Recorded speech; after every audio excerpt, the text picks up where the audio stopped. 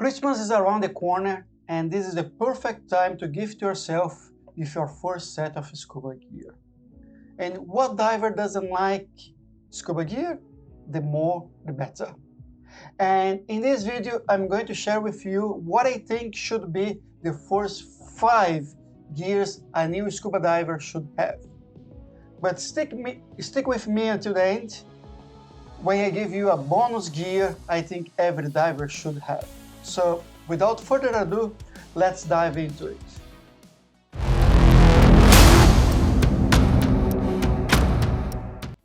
Hi all, Rafael here.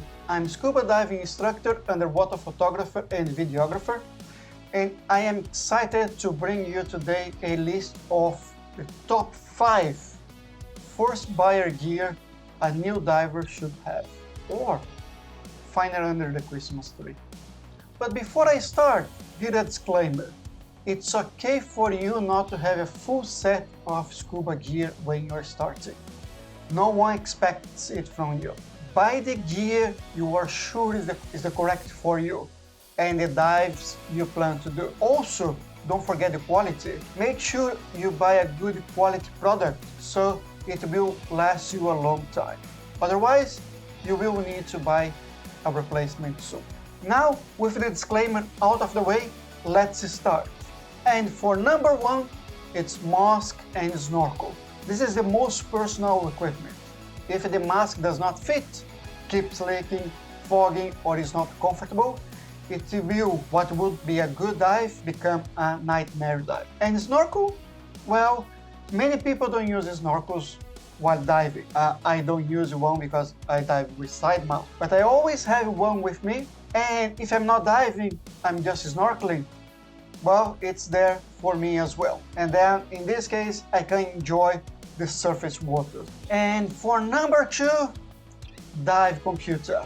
This is a life-saving equipment. You need to know how to read a dive computer. If you keep renting one, you don't know if it will fail mid-dive, if the information you're reading is actually the information it is providing you. And this is because you assume the information you're reading is the correct one because it's on the same place as the other dive computer. You don't need to invest in the most expensive dive computer. You need to invest in one that will make you safe and can be used as you grow as a diver. A cheap dive computer is not less safe, it just has less features. For example, air integration, color screen, compass, just to name a few. If you wanted to know what features to look in a dive computer, I've made a video about the topic and I'll link the video in the comments below so you know what to expect when buying your first dive computer. And for number 3 is a thermal protection. It's about hygienic and comfort. In a tropical environment, it will probably be a wetsuit, while cold locations, like here in the UK, it will be a undersuit. Not a dry suit, because dry suit's a lot more expensive, but a undersuit. And with both, doesn't matter which one you are getting, you don't know who used it last. Have they peed in it? Was it being washed? Does it fit? Or is it too big? A good fit thermal protection means you will not get cold or not get cold as quick. And in the undersuit, if it's too big, you need more air, or it's going to keep more air inside, and it's going to be difficult for you to manage the dry suit. So make sure it's fit. Number 4, I went for boots and fins. It's about comfort and fit, but you cannot go wrong with fins. Well, unless you buy a split fin. And depending on what fins you buy, you will need a boot. And buying a boot that is your size goes a long way. Both are actually linked to the suit you will dive with. In cold water, you're going to probably need a bigger boot because you're putting the dry suit socks.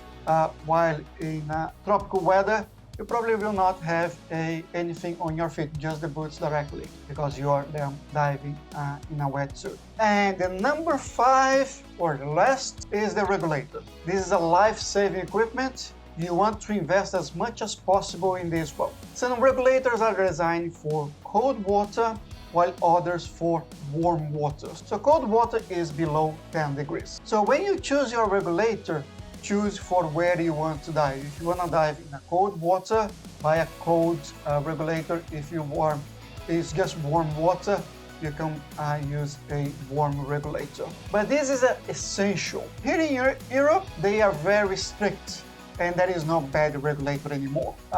For the most expensive ones, you are paying for extra features like lightness, vent reliever, breathing adjustment or breathing assist adjustment. But overall, there is no bad regulator, just with a few extra features that will make your life easier. Now, in just a second, I want to share my bonus gear, but I want to pass this question off to you. What are your top 5 first buyer gear? Let me know in the comment section below. And if you've been getting value out of this video, smash the like button. As for the best place to pick those up, most diving stores should have them. My favorite is Amazon, and they actually have a bunch of different dive equipment to buy with a different range of prices. Now for the bonus gear. I recommend buying a DSMB or delayed surface marker buoy. Everyone should always dive with one as it's a life-saving equipment. And also it's really difficult to range around the globe. DSMB is used to indicate your position, signed to somebody from the surface or from the water, and in a drift dive, allowing the dive boat to know where you are all the time. This is just to name a couple of usage.